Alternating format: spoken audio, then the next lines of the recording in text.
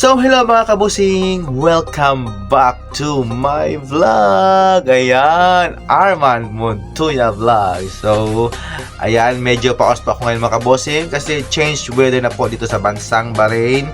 At hello po dyan mga kabusing. Salam alaikum po. Konnichiwa. Bonjour. And sawadika. Kapungka.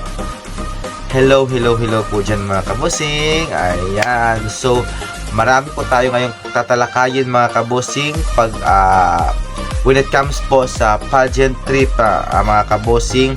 Meron na po ngayong winners ang bansang Korea bilang katawan ng Miss Universe Korea na si Soyeon Kim. So palakpakan po nga tayo mga kabosing. Meron po silang pambato na gaganapin this November sa El Salvador ng Miss Universe 2023. So, hindi din po magpapahuli yung Miss Universe Korea. Ayan po yung kanyang picture mga kabosing. So, what do you think mga kabosing? May pag-asa po ba silang makapasok sa semi-finalist or hindi po? Ayan. So, comments down below mga kabosing. At syempre naman po mga kabosing, meron pong pambato na at kinoronahan po bilang isang Miss Universe India nung isang araw na si Shweta Sharda. Ayan. Sobrang ganda po ito mga kabosing. So, what do you think mga kabosing? Makapasok po ba siya sa semi-finalist na gaganapin doon sa El Salvador this coming November? Ayan. So, comments down below mga kabosing. For me is, sa dami-dami ngayong mga contender na galing nag-cross over like Miss Supranational to Miss Universe, Miss Earth to Miss Universe, at Miss World to Miss Universe.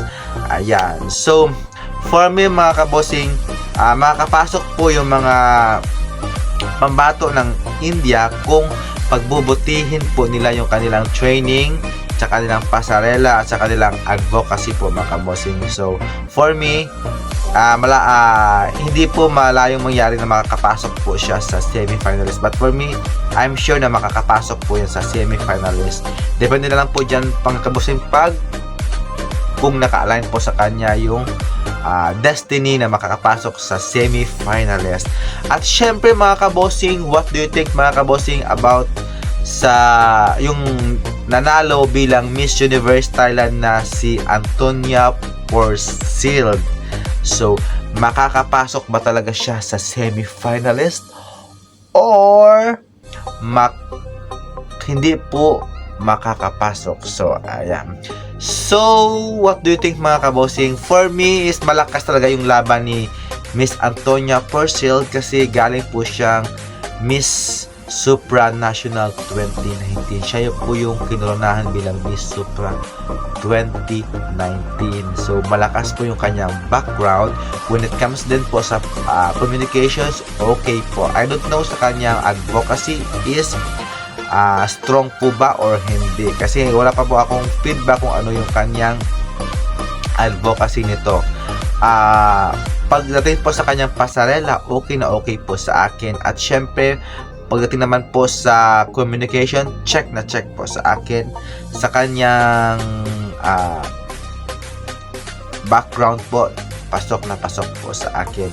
At syempre naman po kay Michelle D. Panginoon po, mga kabosing. So, ano po ba sa tingin nyo?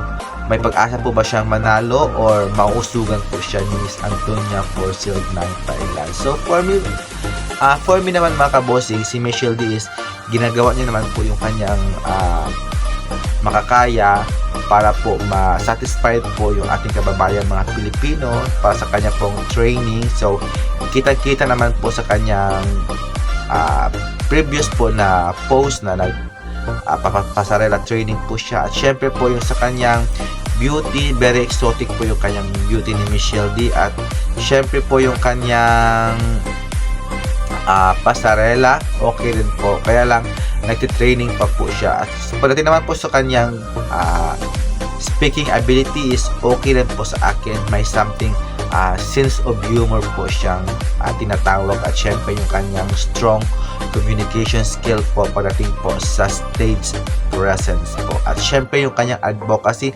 malakas po yung kanyang advocacy kasi sa about sa sa kanyang kapatid, kasi may something may autism yata yun, ganon, at something special, may kasi may atang special